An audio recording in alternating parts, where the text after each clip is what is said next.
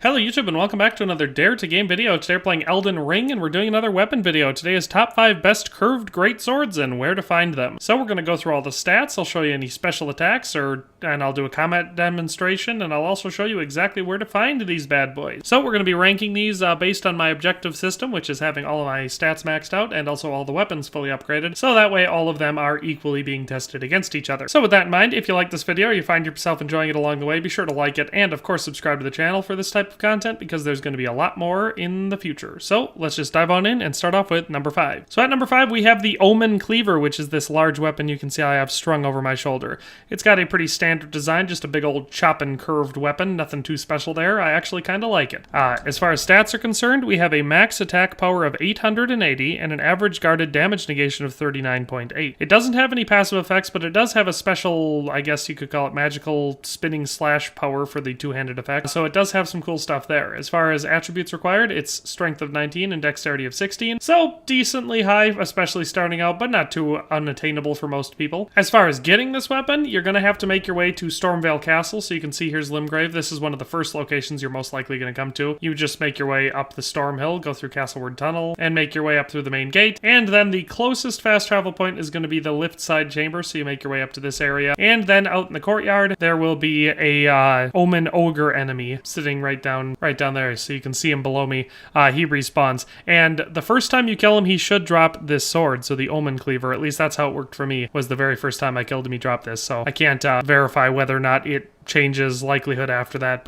or if it even drops again, I couldn't say. But yeah, that is where you get this weapon.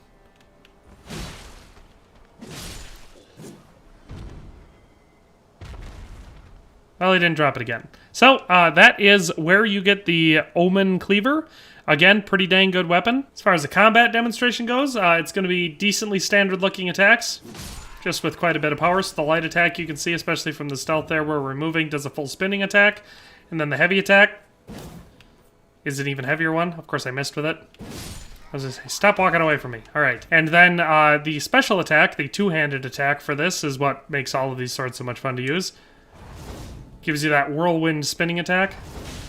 Very, very powerful. So that is the basic combat for this one. Again, here's just the full progression of light attacks. You can see we just go like that and then one over the top. And then for heavy attacks, it's just like that. So that is the Omen Cleaver. Let's move on to the number 4 spot. All right, and so for our number 4 spot, the next best one, we have MORGOTT'S Cursed Sword. So this one's kind of cool looking. It's got sort of a multicolored, oily look to it, and it's just long and skinny, so I actually kind of like the way this one looks, better than a lot of the curved greatsword. As far as stats go, this one has a max attack power of 934, so decent step above the last, and an average guarded damage negation of 31.2, so a little bit lower, but still pretty dang good. And as far as stats required to use this one, it's strength of 14, dexterity of 35, and arcane of 17. So interesting requirements there, dexterity being decently high, especially for a greatsword, but those are the requirements. As far as special stuff for this one, it does cause a blood loss buildup, so that's great, and it's a huge one too, so 92. And then for the special attack, we have the Cursed Blood Slice, so actually a very, very versatile weapon with a lot of special stuff going on with it. As far as attaining this one goes, it is the reward for a boss fight, so you're going to get this one when you first make your way to the capital and get your way up to the Elden Throne. It's going to be the initial boss you get fight there. You're going to be able to fight Morgott, the Omen King, and then when you defeat him, you're going to get his remembrance, and then you're going to be able to trade in that remembrance. And just in case you're unaware, you trade in your remembrance at the Table of Lost Grace over here in the Round Table Hold. You'll bring it up to her, and you'll receive power from remembrance, and then it'll be one of the 2 options for his remembrance. So that is how you get the Morgott's Cursed Sword. All right, and so here's our light attack, here's our heavy attack, and then here's our two-handed attack. So we can do a pretty dang cool, really high damage attack. Now it's not as obvious to see against these enemies.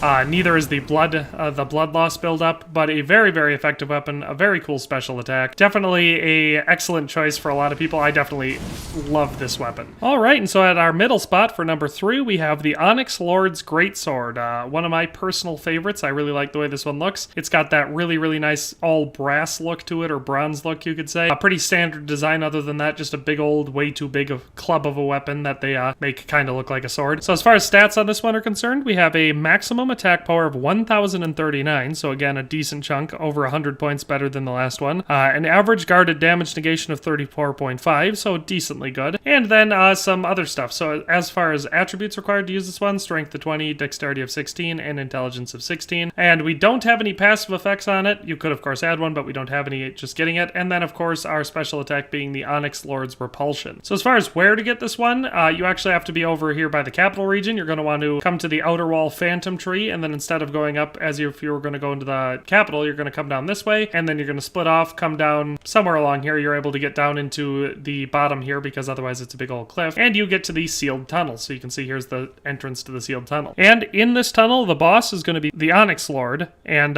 once you kill him, he'll drop this sword, so that's how you get it. Decently simple. All right, and so same old stuff here. Light attack, pretty decent, does just a lot of damage. And then our heavy attack, we're going to let this guy sound the horn before we kill him. Just a big old charged, strong attack. And then, here's the fun part, our magic attack. Of course, it takes a second or two to actually build it up. So it just does a big old wave attack damage.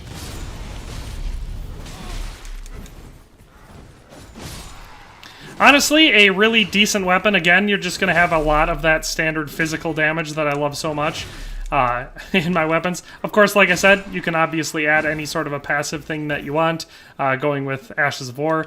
But honestly, just a great sword all on its own, and a really fun and cool special attack.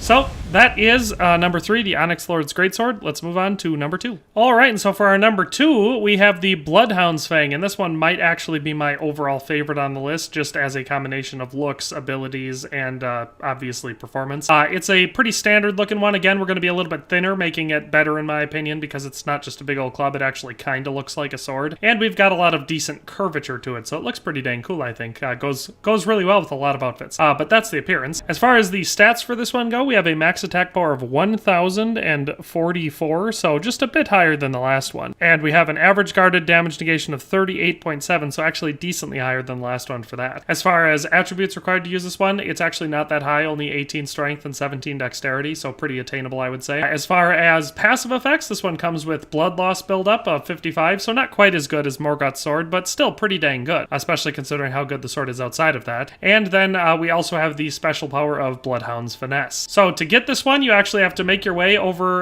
we're going to be in Lingrave, so it's actually not very far out of the way for an early game thing.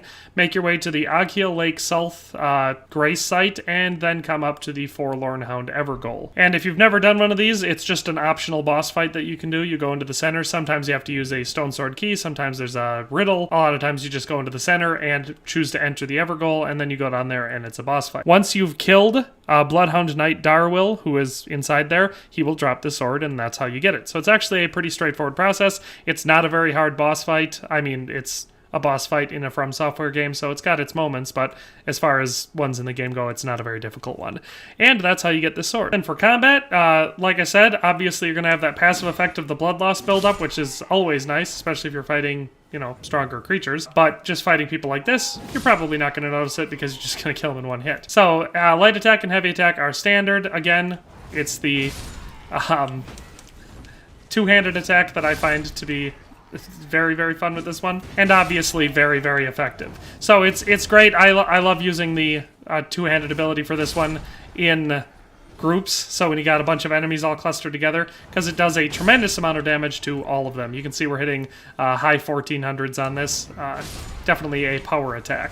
So that is combat with the Bloodhound's Fang. Alright, and so for our number 1 best curved greatsword in the game, we have the Magma WYRM'S Scalesword, and this one is just a beast. For one thing, if you look at it, I mean, I have to assume it's supposed to be maybe part of the jaw of a worm. It's hard to say, because it's real big. It appears to have dragon scales on it, and it's just a big old clubby looking weapon. As far as stats on this one go, we have a max attack power of 1,146, so again, a whole 100 points better than the Bloodhound's Fang, and then the average guarded damage negation of 39.5, so actually decently high, the second highest on this list after the Omen Cleaver. As far as attributes required to use this one, decently high strength of 24, otherwise dexterity of 15, and a faith of 18. We don't have any passive effects, but we do have the Magma Guillotine special effect, which is our special attack, which is a pretty fun one. But yeah, pretty standard other than that. As far as getting this one, you have to come to the Ruin-strewn Precipice, so you can see we're up here in the Altus Plateau region. It's you can get to this. It's hard for me to remember if you have to come to it from the after you've went up the Grand Lift of Dectus, or if you can get down from below. I think it's actually from below, because you come from after you go through Carrier Manor, you come over here and you get to the Ruin-strewn Precipice overlook, I think, and then you can make your way around. And once you've done that, so you can see there's like up there, there's a bunch of platforms and stuff, and basically you make your way over to here and you take this elevator, and that's how you can get down in. And then there's a boss fight with the Magma Worm Makar, and so that's the one you go to, and once you've killed him, you just go through here like a regular dungeon. There's nothing special about it. Once you've gotten through, you fight the Magma Worm, who is a decently strong combatant. Nothing too insane, but considering it's a dragon that shoots magma out of its mouth, it's definitely something to be concerned about. But once you've killed that boss, then you get this sword, so that's how you do it. Alright, so again, for combat, not going to be crazy for the regular stuff. There's the light attack. Obviously, we're dealing fire damage, which is very nice. Then we have our heavy attack, which is going to be pretty similar. Again, we're going to be hitting that the 1400s range on that. But again, where it's going to be real fun is our special magical attack. So we get to do this big old magma explosion attack, which does a ton of initial damage, and then leaves a pool of magma on the ground to damage your enemies. So definitely a very, very effective power. I mean, obviously, you got to prepare for the enemy that you're fighting. So if you're fighting an enemy that isn't particularly susceptible to fire-type damage, then, you know, it's not going to be as effective. But most enemies are susceptible to fire-type damage, so I think it's definitely a very useful, broad, sweeping attack. So that is all 5 of them. Like I said, the Omen Cleaver, Morgott's Cursed Sword, Onyx Lord's Greatsword, Bloodhound's Fang, and the Magma Worm's Scalesword. There are several other curved Greatswords, but and even though some of them are pretty good, these 5 are the best. So that's all for today. I've showed you what they do, what their stats are, and where to find them. Hope you liked it. If you did, like and subscribe. But in any case, thanks for watching, and we'll see you next time. Thanks for watching another Dare to Game video. If you liked this video, please leave a like and a comment. If you haven't already, be sure to subscribe to the channel. If you like my content and would like to support this channel, consider becoming a member today for as little as $1.99 a month. It makes a huge difference. But in any case, thanks for watching and have a nice day. I'll see you next time.